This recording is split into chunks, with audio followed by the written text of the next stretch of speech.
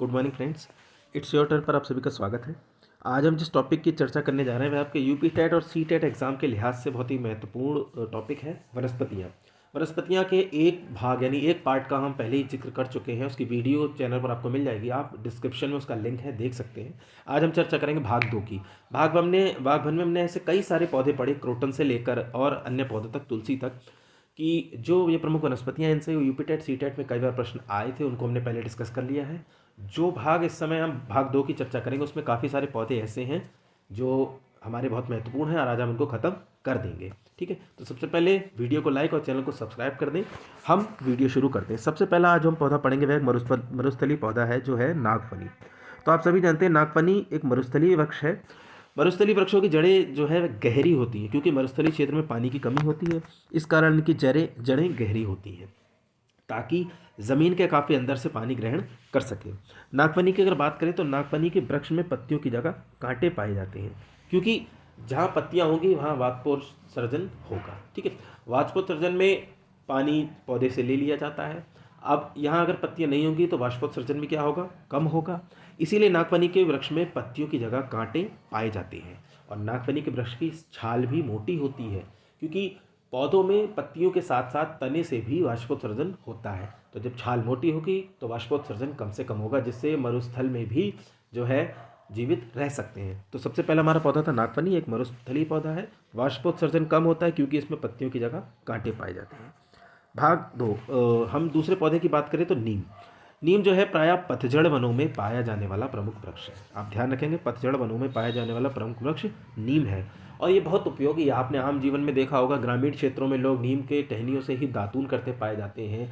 नीम के ही पत्तियों के रस से जो है रक्त को जो है कहा जाता है कि रक्त साफ होता है, रक्त शोधन होता है और ये जीवाणुनाशक औषधि के रूप में भी प्रयोग किया जाता है। यानी एक बहुत उपयोगी जो है पौधा नीम कहा जाता है। तो नीम पतझड़ वनों में पाया जाता है, ये बहु उपयोगी है। ग्रामीण क्षेत्रों में इसकी टहनियों से दांतों को साफ किया जाता है। जीवाणुनाशक औषधि है। चर्म रोगों के समाधान में नीम का बहुत योगदान है। नीम की पत्तियों को घिसकर लेप लगाने से चर्म रोग भी ठीक होते हैं और रक्त के शोधन में, यानी इसकी पत्तियों को चबाकर रक्त के शोधन में सहायता मिलती है। अगले पौधे की हम बात करें तो हमारे जो मरुदभिद पौधे, तो मरुदभिद नाम से आप जो है जो पौधों को जानेंगे वो आपके मरुस्थलीय पौधे ही कहे जाते हैं। यानी मरुस्थलीय पौधों को मरुदभिद पौधे कहा जाता है। ये हिंदी शब्दावली आपको एग्जाम में कंफ्यूज करेगी, इसलिए आप लोग इसको ध्यान से देख लें कि मरुदभिद पौधे आपके मरुस्थलीय पौधे ही कहे जाते हैं जो मरुस्थल में पाए जाते हैं, जैसा कि हमने अभी ऊपर पढ़ा था नागफनी। आगे आते हैं आपके जलोद्भिद पौधे। जलोद्भिद पौधे वो सभी पौधे होते हैं जो जल में उगने वाले पौधे होते हैं, इन्हें हम जलीय वृक्ष भी कहते हैं। जैसे आपका कमल हो गया, हाइड्रा हो गया। ये आपके हिंदी शब्दावली कंफ्यूज करने वाली है, इसलिए इनको लेकर चर्चा हो रही है कि जलोद्भिद पौधे ऐसे सभी पौधे जो जल में उगने वाले होते हैं, जलीय पौधे कहलाते हैं। आगे आपके आते हैं लवणोद्भिद पौधे। तो लवणोद्भिद पौधे, लवण से आप जानते हैं, लवण से तात्पर्य नमक से होता है। तो लवणोद्भिद पौधे वो सभी पौधे होते हैं जो दलदली क्षेत्रों में, यानी आपकी जो नमकीन भूमि होती है उन क्षेत्रों में पाए जाने वाले पौधे होते हैं। जैसे आपके मैंग्रोव का पौधा, कच्छ की वनस्पतियाँ और सुंदरी का वृक्ष। यानी कि मरुद्भिद मरुस्थलीय में, जलोद्भिद जल में उगने वाले जलीय वृक्ष और लवणोद्भिद लवणीय भूमि यानी दलदली भूमि में पाए जाने वाले वृक्ष होते हैं। इसके बाद अगला आपका है समोद्भिद पौधे। तो समोद्भिद पौधे वे सभी पौधे होते हैं जो खेती योग्य जमीन पर आसानी से उगाए जाते हैं या आसानी से वो हो जाते हैं। यानी कि समोद्भिद वो सभी पौधे जो खेती योग्य जमीन पर आसानी से हो सकते हैं, जैसे गेहूं हो गया, मक्का हो गया, टमाटर हो गया। तो पहले वर्ण में ही आपको समझ जाना है, मरुद्भिद मरुस्थलीय पौधे, जलोद्भिद जल में होने वाले जलीय वृक्ष, लवणोद्भिद लवणीय भूमि पर यानी दलदली भूमि पर, और समोद्भिद जहाँ पर खेती आसानी से हो सकती है उस भूमि पर, जो जिनके लिए कोई विशेष परिस्थिति की ज़रूरत नहीं है, यानी खेती योग्य भूमि पर वो हो सकते हैं, जैसे गेहूँ, मक्का और टमाटर।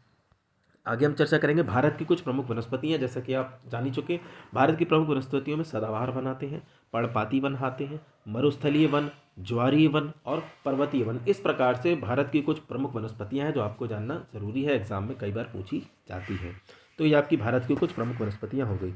और यहाँ पर आपकी जो सभी वनस्पतियाँ हैं मुख्य मुख्य जो आपके एग्जाम में पूछी गई हैं और इनसे प्रश्न बनते हैं, वो लगभग यहीं तक है, समाप्त हो गई है। आगे हम जो चर्चा करेंगे वो वृक्षों से संबंधित अंग्रेजी शब्दकोश की करेंगे। हमने अभी वृक्षों से संबंधित कुछ हिंदी शब्दकोश की बात करी, मरुद्भिद पौधे, जलोद्भिद पौधे, लवणोद्भिद और समोद्भिद। हमने बताया कि इनके पहले अक्षर से ही आप इसका मतलब निकाल सकते हैं। मरुद्भिद में मरुस्थलीय, जलोद्भिद में जलीय, लवणोद्भिद में लवणीय भूमि और समोद्भिद में खेती योग्य जमीन पर। आगे बात करते हैं इससे कुछ अंग्रेजी शब्दकोश जैसे जेरोफाइट्स। तो जेरोफाइट्स जो है अब आपके मरुद्भिद पौधों को ही कहा जाता है। देखिए शब्दावली का अंतर आ सकता है क्योंकि इंग्लिश हिंदी दोनों पोर्शन होते हैं, लेकिन कभी कभी हिंदी के पोर्शन में भी ये अंग्रेजी नामों को हिंदी बनाकर लिख दिया जाता है। तो जेरोफाइट्स आपके सभी मरुद्भिद पौधे होते हैं, यानी सारे मरुस्थलीय क्षेत्र के पौधे। अगला आता है आपका मेसोफाइट्स। मेसोफाइट्स आपके शीतोष्ण कटिबंधीय पौधे कहे जाते हैं, यानी कि ऐसे क्षेत्र जहाँ पर ना तो ज़्यादा शीत है और ना ही ज़्यादा वो क्षेत्र उष्ण है, यानी आपका जो टेम्परेट जो क्षेत्र है, यानी शीतोष्ण कटिबंधीय वनस्पतियाँ आपकी मेसोफाइट्स कही जाती हैं। अगला जो आपका है वो है क्रायोफाइट्स। क्रायोफाइट्स आपकी शीत कटिबंधीय वनस्पतियाँ कही जाती हैं। और इसके बाद लिथोफाइट्स। लिथोफाइट्स जो आपकी कठोर चट्टानों पर उगने वाली वनस्पतियाँ कही जाती हैं, लिथोफाइट्स। और आपका आखिरी है पायरोफाइट्स, वो आपकी अग्नि प्रतिरोधी वनस्पतियाँ कही जाती हैं। तो आज की हमने इस वीडियो में लगभग सभी वनस्पतियों की चर्चा कर ली है। इससे पहले हम वनस्पतियाँ चर्चा कर चुके थे, जो आपको डिस्क्रिप्शन में लिंक मिल जाएगा। तो आज हमने नागफनी, जो एक मरुस्थलीय वृक्ष है और इसमें वाष्पोत्सर्जन कम होता है क्योंकि कांटे पाए जाते हैं। नीम, ये हमारा एक बहुउपयोगी वृक्ष है जिसको विशेष प्रकार के उपयोगों में हम लेते हैं। फिर मरुद्भिद पौधे, जलोद्भिद पौधे, लवणोद्भिद पौधे और समोद्भिद पौधे हमने चर्चा करी, जो हिंदी शब्दावली के बिहाफ पे महत्वपूर्ण है। भारत की प्रमुख वनस्पति, और उसके बाद जो अंग्रेजी शब्दकोश जो एग्जाम में कई और बच्चों को परेशानी का कारण बने, उनमें जेरोफाइट्स जो आपके मरुद्भिद पौधे ही हैं, मेसोफाइट्स शीतोष्ण कटिबंधीय पौधे हैं, क्रायोफाइट्स जो आपके शीत कटिबंधीय हैं, लिथोफाइट्स चट्टानों और कठोर चट्टानों पर उगने वाली वनस्पतियाँ, और पायरोफाइट्स अग्नि प्रतिरोधी वनस्पतियाँ हैं। इनकी चर्चा हमने की। ईवीएस से लेकर अगला एक और महत्वपूर्ण टॉपिक हम जल्दी आपके लिए लेकर आएंगे आपके एग्जाम से पहले, ताकि आपकी तैयारी पूरी हो सके। हमारे साथ लगातार बने रहें। तब तक के लिए धन्यवाद।